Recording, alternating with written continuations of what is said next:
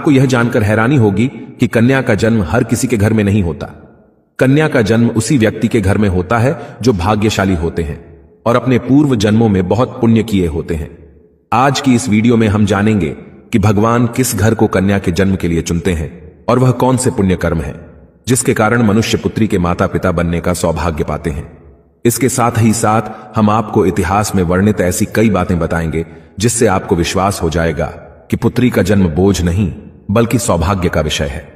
दोस्तों, महाभारत में एक कथा का वर्णन मिलता है जब एक दिन भगवान श्री कृष्ण से अर्जुन पूछते हैं कि हे माधव, किन कर्मों के कारण किसी को कन्या धन की प्राप्ति होती है, अर्थात किन घरों में बेटियों का जन्म होता है।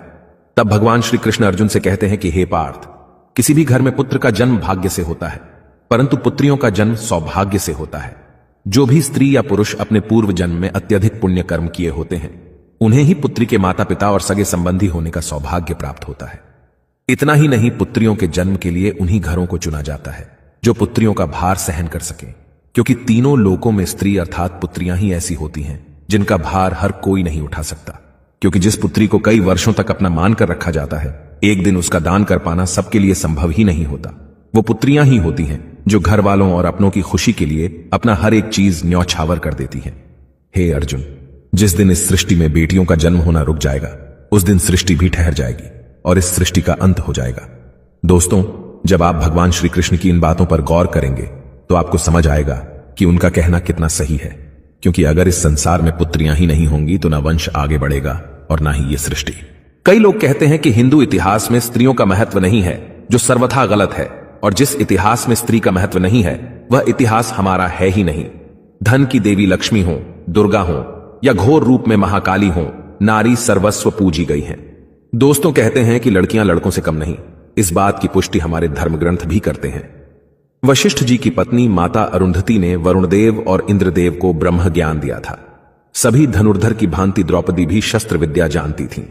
इतना ही नहीं, महाभारत में वर्णित है कि द्रौपदी अर्थशास्त्री थीं और युधिष्ठिर के राज कार्य में सहयोग करती थीं। यह असत्य है कि हिंदू धर्म में लड़के लड़कियों की इज्जत नहीं की जाती थी, क्योंकि द्रौपदी के वस्त्र छूने पर पूरे कौरव मिट गए और माता सीता के हरण से सोने की लंका जला दी गई।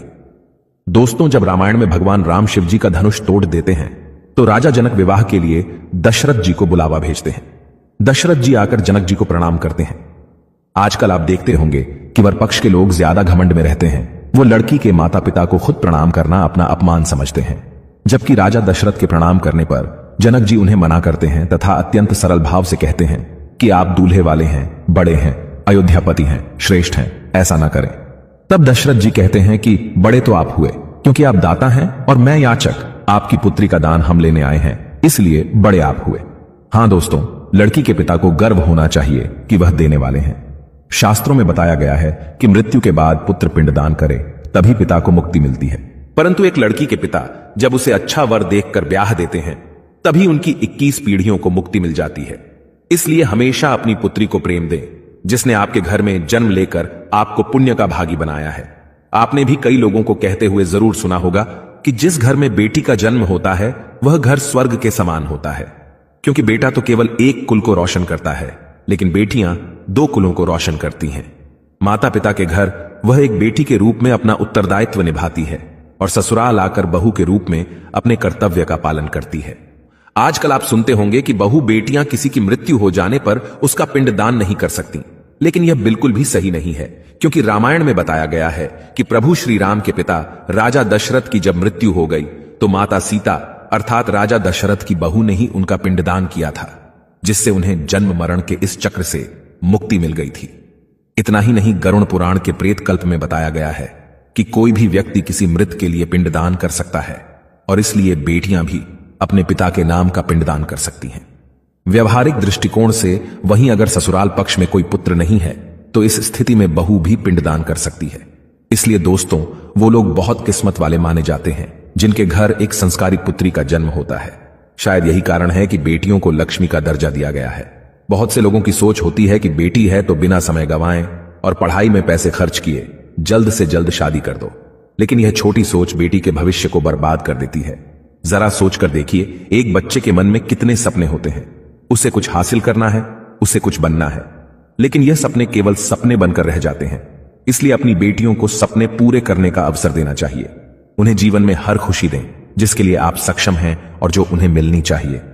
एक पुत्र से ज्यादा पुत्री हमेशा अपने माता पिता के लिए सोचती है। पुत्री के हृदय में अपने माता पिता के लिए प्रेम और अपनापन हमेशा बना रहता है। इसलिए बेटी के जन्म को एक जश्न की तरह मनाना चाहिए। दोस्तों, बेटी कभी भी माता पिता पर बोझ नहीं होती। उसका कोई स्वार्थ नहीं होता।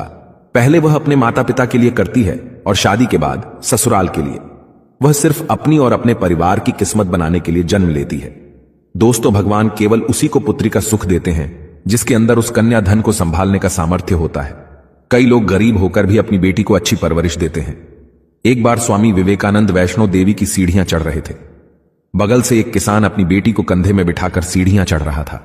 तभी स्वामी विवेकानंद जी ने कहा कि बाबा, आपकी बेटी का बोझ आपको लग रहा होगा, इसको मैं उठा लेता हूं और माता वैष्णो के दरवाजे तक ले चलता हूं। तब किसान ने स्वामी विवेकानंद से कहा कि बेटी कभी भी बाप के कंधे पर बोझ नहीं होती।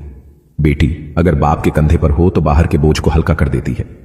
दोस्तों, बेटियां कभी भी धन की भूखी नहीं होती, वह सिर्फ मान और सम्मान की भूखी होती हैं। अब आप यह जरूर सोच रहे होंगे कि कौन से कर्म करने के बाद किसी के घर में बेटी जन्म लेती है। गरुड़ पुराण में बताया गया है कि जो मनुष्य सदा ही पुण्य करता है और दान धर्म करता है, उसी को अगले जन्म में स्त्री रत्न पुत्री रूप में प्राप्त होती है। यदि आपकी कोई बेटी नहीं है तो आप किसी सगे संबंधी या किसी गरीब की बेटी को पढ़ाने में मदद कर सकते हैं और उसका विवाह करवा सकते हैं। इससे भी अनंत पुण्य करने का फल मिलता है।